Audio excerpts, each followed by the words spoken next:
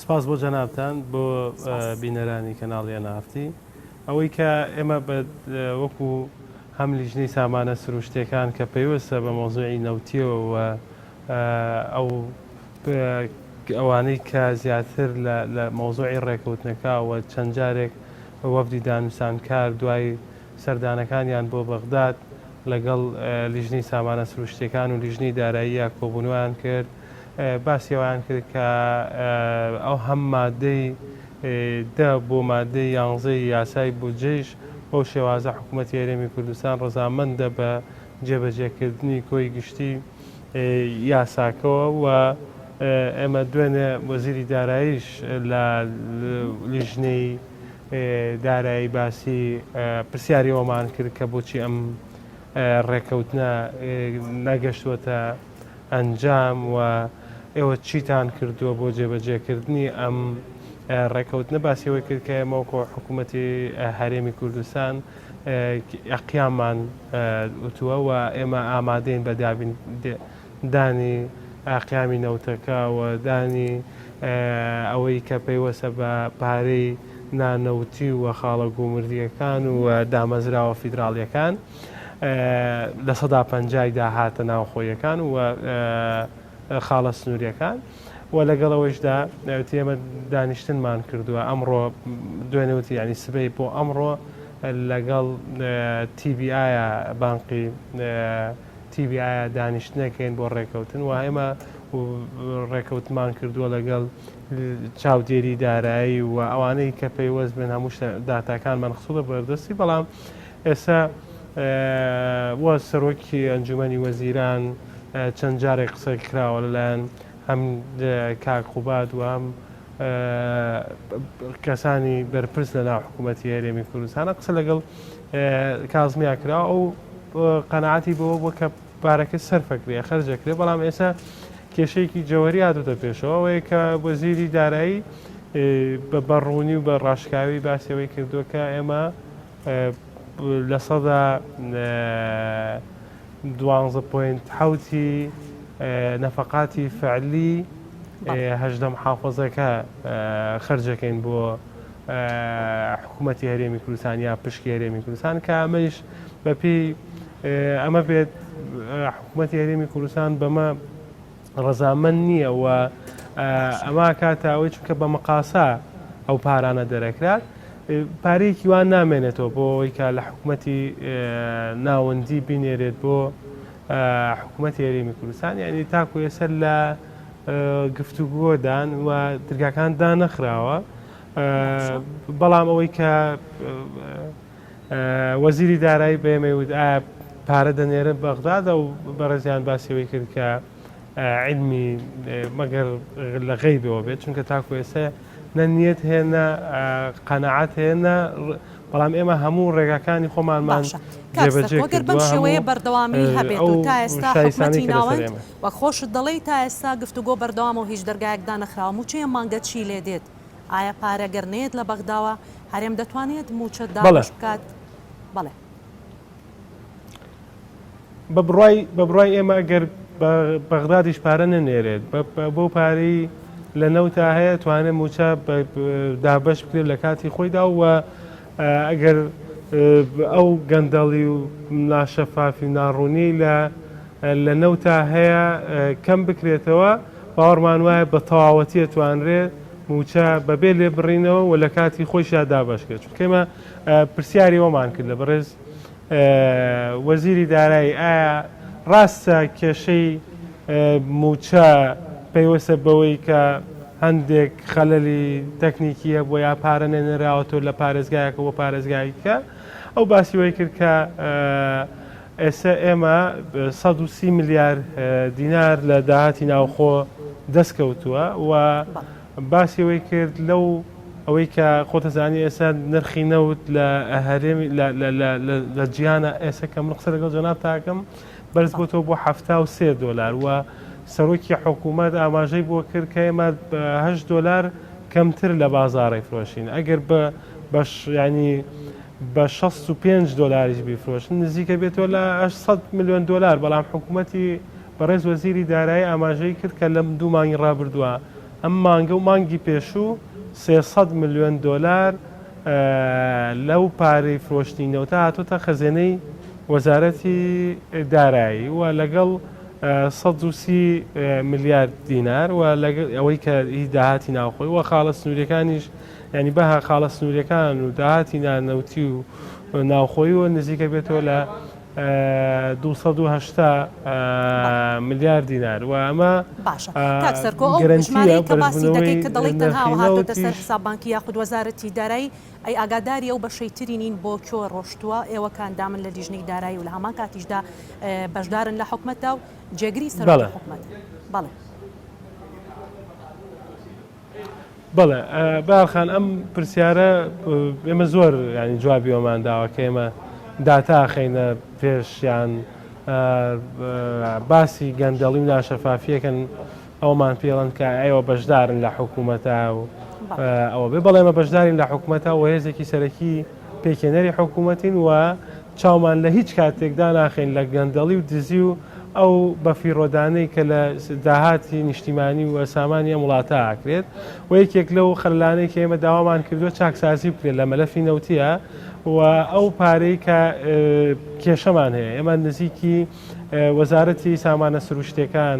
باسیوان کردووە کە لە 153 داهاتی نەوتی دەگەڕێتەوە بۆ وەزارەتی دارایی بەڵام بەپێی ئەو داتانی کە وەزیری دارایی باسی کردو نزیکە بێتەوە لە 132 بۆ 31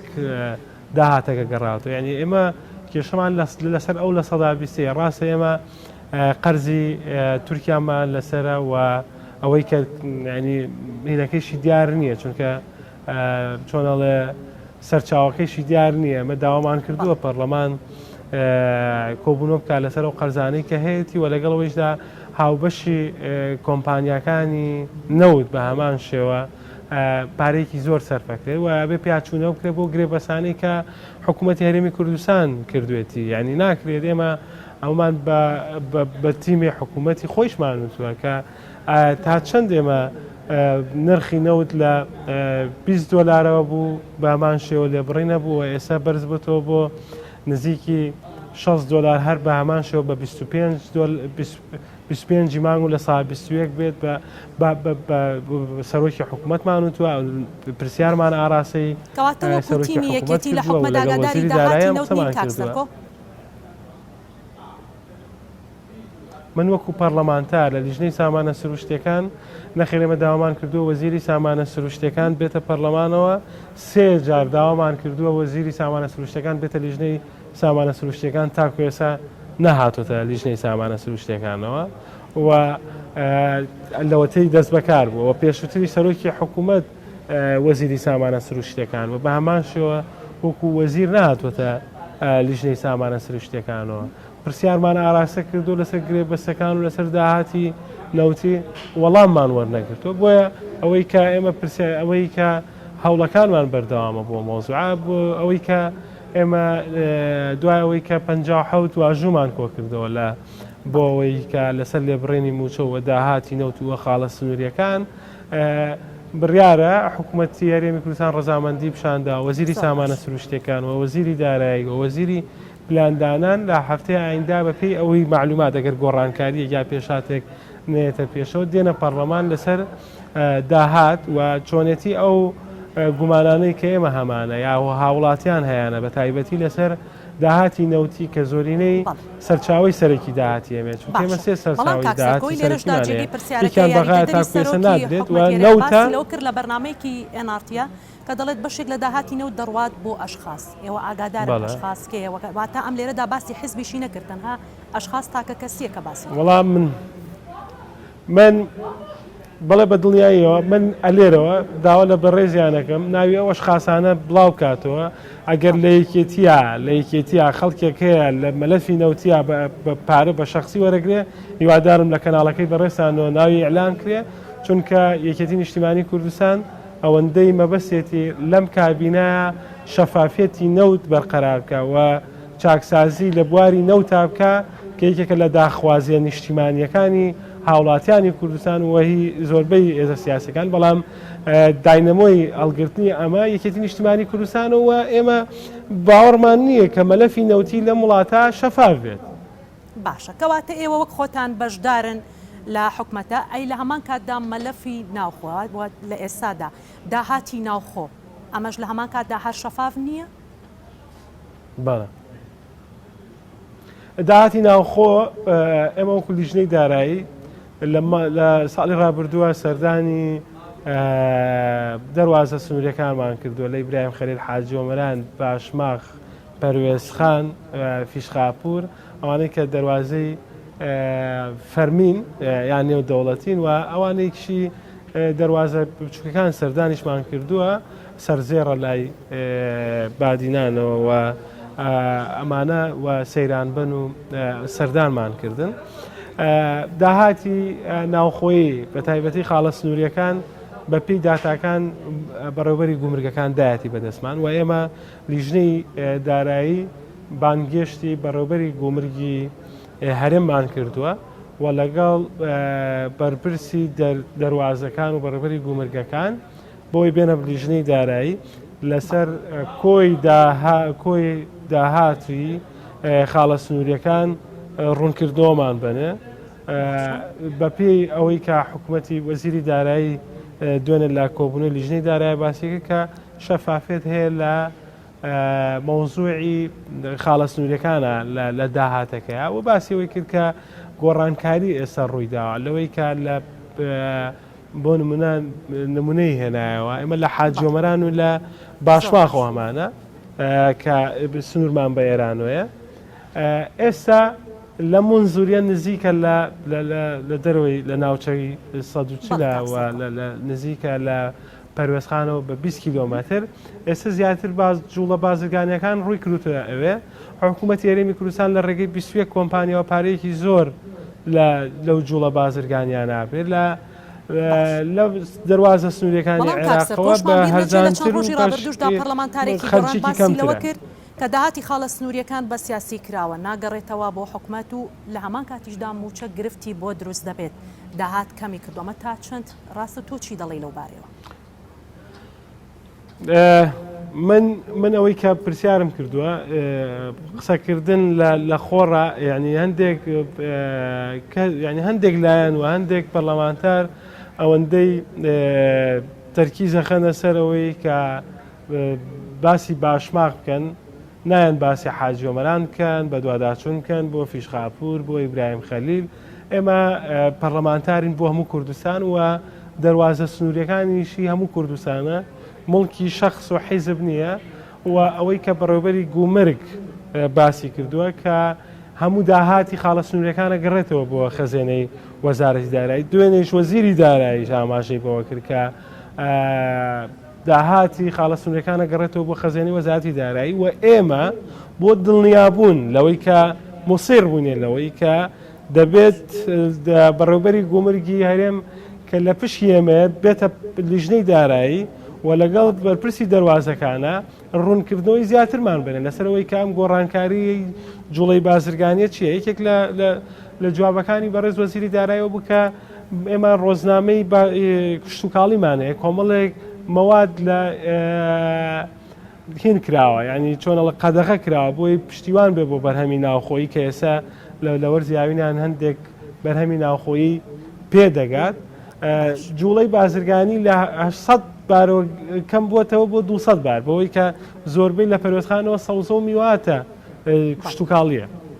باشە کاکسەرکۆ سەبارەت بەوەی کە ئەم مانگە موچە گرفتی بۆ دروستبوو نەتوانرا لە 25 مانگا کامە پێشتر بەڵێنی حکومەت بوو لە 25 هەموو مانگێک موچە دابش بکرێت بەڵام دواتر هەندێک لە پەرلەمانتاران و یەکێتی و پارتیش یەکتریان تۆمەتبار دەکرد بە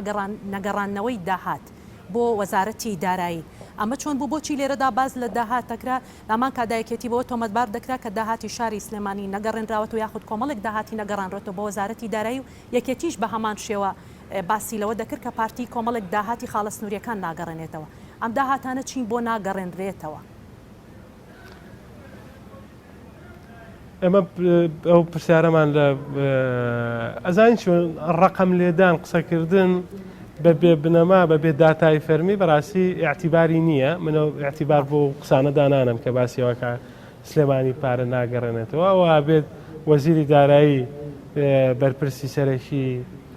دەواازە خاڵە سنووریەکانە و پێویستە کات گەر ئەمە بێت ئیجرعات بکرێت بەرامبەر هەر لایەن هەر کەس و هەر بەرپرسێکەوەی کە پارە ناگەڕێنەوە بەڵام ئەوەی کە من بزانم داهاتی یعنی سلێمانی ئەوەی کە خۆیان باسیەکەن ئەوەی کە باسەکرێت ناگاتە بەس ئەوەی کە ناوخۆی بێ ناگاتە 8 ملیارد دینار یعنی ئەوەی کە هەموو جارێک باسیەوەکەن ئێمە نەوت لە دوهۆکەوە فرۆشین و داهاتی نەوتیەکانی ئێمە ئەچێتە خزمەت گوزاری بۆ سلێمانی ئەمە ناگاتە ئەوەی کە پرۆسەی موچە بۆسێنڕێ بۆ ئێمە 600 ملیارد دینارە بۆ موچە دابینەرەکرێت یعنی بۆ موچە ئەگەر ئەمان حکوومەت هێرێمی کوردستان 650 ملیارد دیناری لە بەردەسا بووە دەیتوانی کۆی زۆرینەی وەزارەتەکانی لە کاتی خۆیان دابەشکرایە و هەندێک تاکۆ و کاتێ و پارێک کۆکرایەوە ئەو وەزارەتەوە بەڵام کێشەی سەرەکیەوە بکە لە گۆڕانکاری لە ئەو پارەی کە لە وەزارەتی سامانە سروشتیەکانەوە دەنێرایە وەزارەتی دارایی یەکێک لەو گرفتانەی کە بۆ گۆڕینەوەی دراوەکە هەم لە دۆلارەوە بۆ دینار ئەمانە گرفتی گەورەی دروست کرد بوو و ئێمە دڵنیاییمان پرسیارمان لە بەڕێز وەزیری دارایی کرد کە ئایا ئەم مانگە دواکەوتنی موچە بەردەوامە بێت یان چیتان کردو بۆی ئەم حاڵەتانە و ئەم قسانە دووبارە نەبێتەوە تێمە دڵنیایە دن کە لە 25 مانگەوە ئەو سیاسەتی نەگۆڕمانە لە 25 مانگەوە موچە دابشکە. سپاس بۆ سەرکوازات